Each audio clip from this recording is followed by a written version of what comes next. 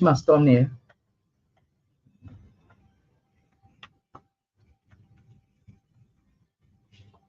A very good evening from the National Service of the Liberia Broadcasting System. Hello and welcome to Newsline, 1 4 hour of all the major news forming about Liberia, Africa, and the rest of the world. Today is Monday, November 25, that's 24, 2025. My name is Emmanuel Colley, presenting in the top stories. President Joseph Walker departs Liberia to attend for the Medes Forum in Morocco.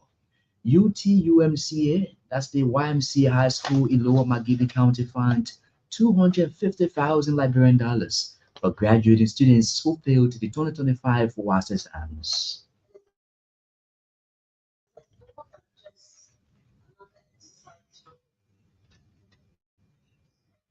ECOWAS opens a 2 day fact-checking training for Liberian journalist Simon Rovere. Away from Liberia, Guinea-Bissau's opposition leader claims victory in presidential election ahead of official results. Details of these interesting stories, plus much more local and foreign news, are all lined up tonight. But first, here's Fabian Kuya with the latest from the newsroom. Has departed the country to attend the 17th edition of the Medes Forum in Morocco. The annual event serves as a major platform for leaders of the Global South to discuss global challenges and find solutions to rising issues. Through the forum held of states, leaders converge each year to advance policies and suggestions that are vital to the growth of the Global South. President Boyka will join his counterparts from the region, including Adama Barrow of the Gambia and the president of the ECOWAS Commission, Dr. Omar Aliou Touré, as well as several other speakers at the full-day event. Young Liberians to remain patriotic while advocating for the country's development above personal or political interests. President Boyka emphasized the importance of young people in Liberia focusing on their future and protecting it. The Liberian leader warned against corruption and dishonesty, noting that such actions undermine trust and long-term benefits.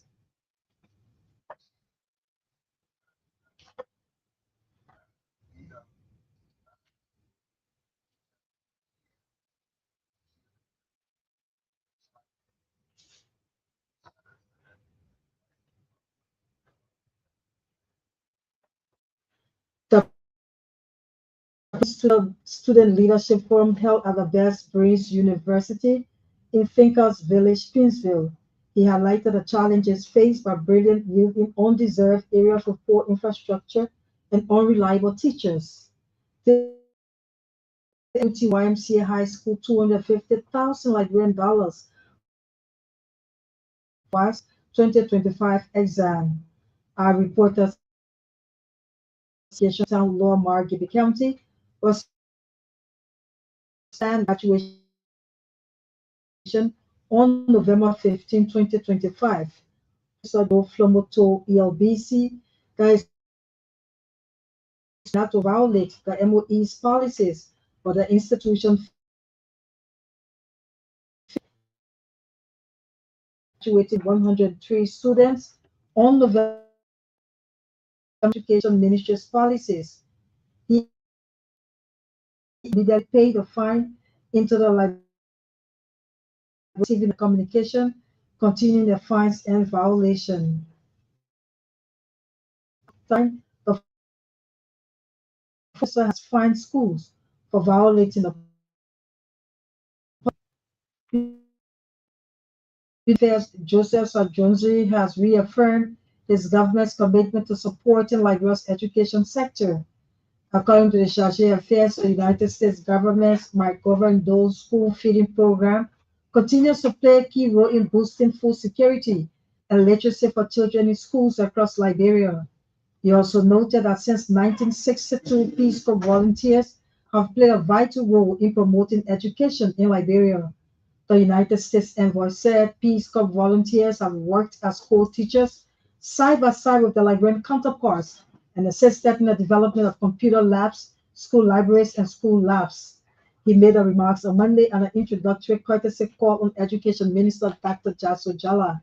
During the meeting, the Charge Affairs and Minister Jala discussed some of the challenges facing the education sector in Liberia. The Economic Community of West African States, ECOWAS, is conducting a two-day fact-checking training for more than 30 Liberian journalists in Monrovia. According to ECOWAS, the training has been organized to build the capacity of journalists in countering misinformation, disinformation, and false narratives through fact-checking and media information literacy.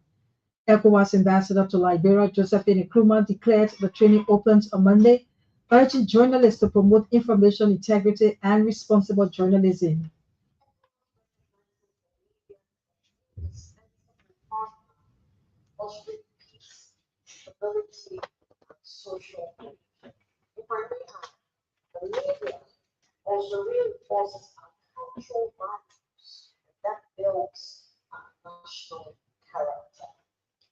Ambassador Nkrumah said ECOWAS recognizes the media as an indispensable partner in fostering peace, stability, and social cohesion.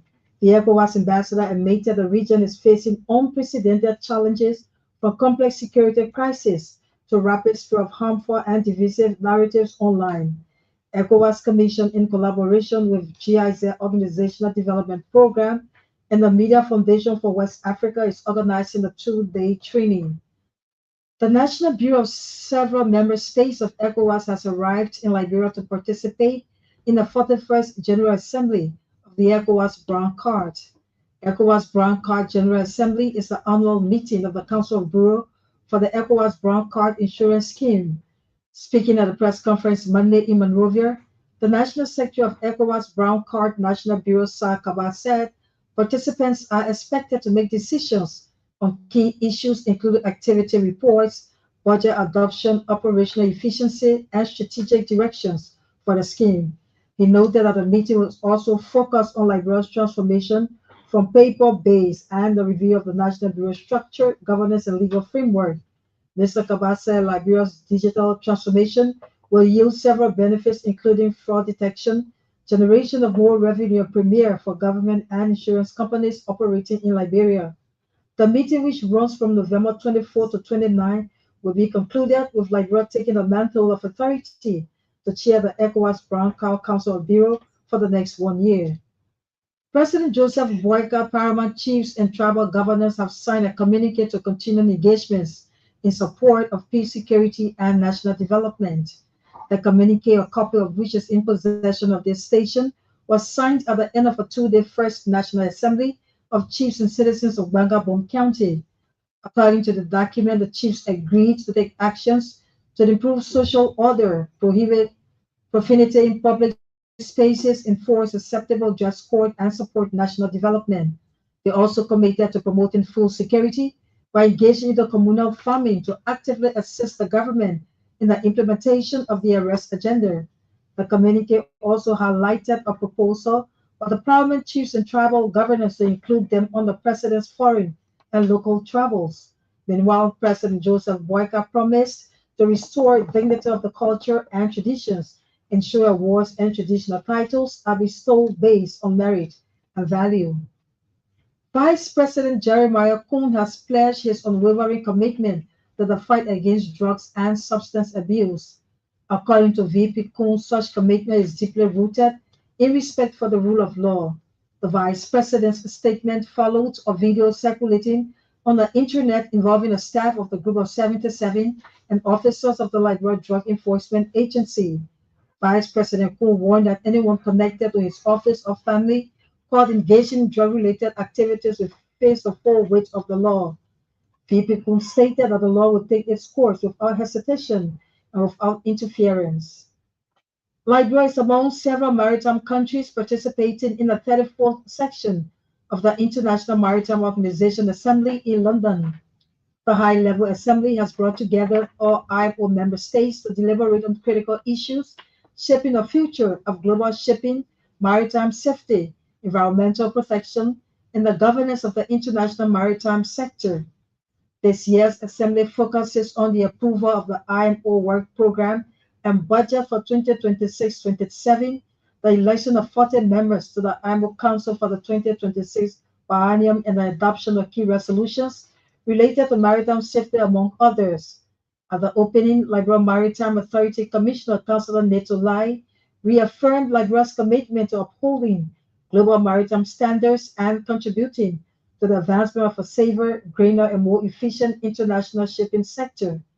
At the same time, Commissioner Neto Lai has reminded global maritime leaders of Liberia's bid for re-election to Category A of the IMO Council. Category A of the IMO Council is the highest decision-making body within a maritime body. Commissioner Lai, who is heading the Liberian delegation, emphasized Liberia's continuing presence in Category A reflects the nation's influential role as one of the world's leading maritime administrations. Liberia is also expected to host its final campaign with 150 delegates likely to attend. At the reception, Liberia will showcase why it should be re-elected on Friday, November 28, 2025, as Category A member of the IMO. World Bank country manager Georgia Wallen says Liberia's fisheries sector has much more potential to increase food security and nurture an export industry that can help feed the region, the continent, and the world. Madam Wallen described the commissioning of the Sea King vessel as a step towards the long-term vision of a thriving fisheries sector complemented by semi-industrial fishing. She emphasized that the vessel signals a broader step in Liberia's economic transformation ambition that is at the heart of the arrest agenda.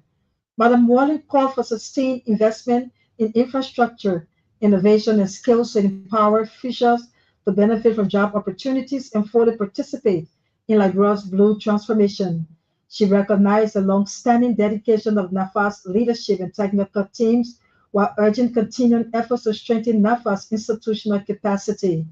Meanwhile, the World Bank country manager is calling for continuing efforts to strengthen NAFA's institutional capacity. According to Madam Georgia Wallen, such endeavor is key for effective monitoring and surveillance to ensure safety at sea for all artisanal officials and industrial vessels. She noted that the goal is to ensure accountability, data-driven management, and responsible fisheries management through the enforcement of fair, even-handed regulations.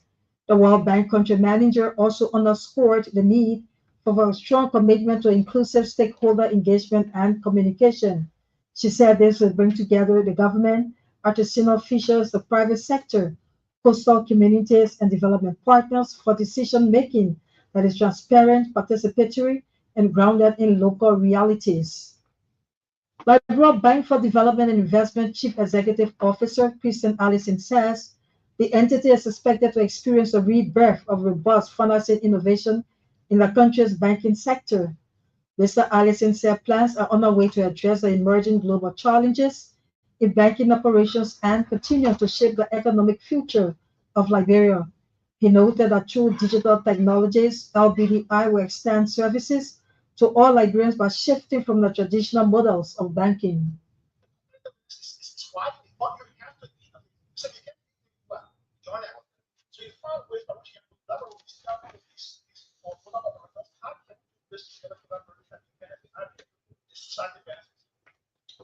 Mr. Allison said despite challenges experienced by LBDR since its establishment, the bank is among financial institutions that continue to provide reliable services to the people.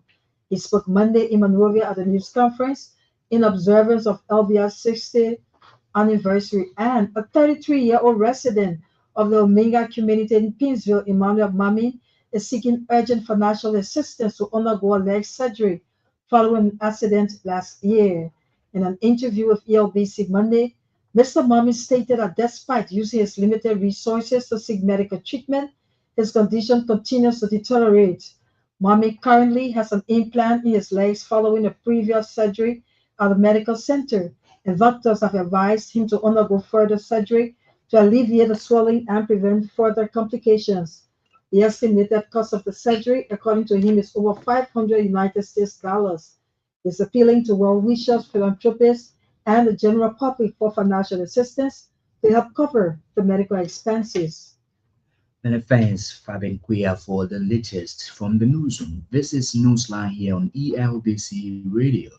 One of the big stories tonight, UTYMC High School in Lower Magibi County fined 250,000 Liberian dollars for graduating students who failed the 2025 WAS exams. Newsline is taking off in Monrovia, where the Economic Community of West African States ECOWAS has opened a two-day fact-checking training for more than 30 Liberian journalists. ECOWAS is conducting the training to build the capacity of journalists in countering misinformation, disinformation, and false narratives through fact-checking and media information literacy.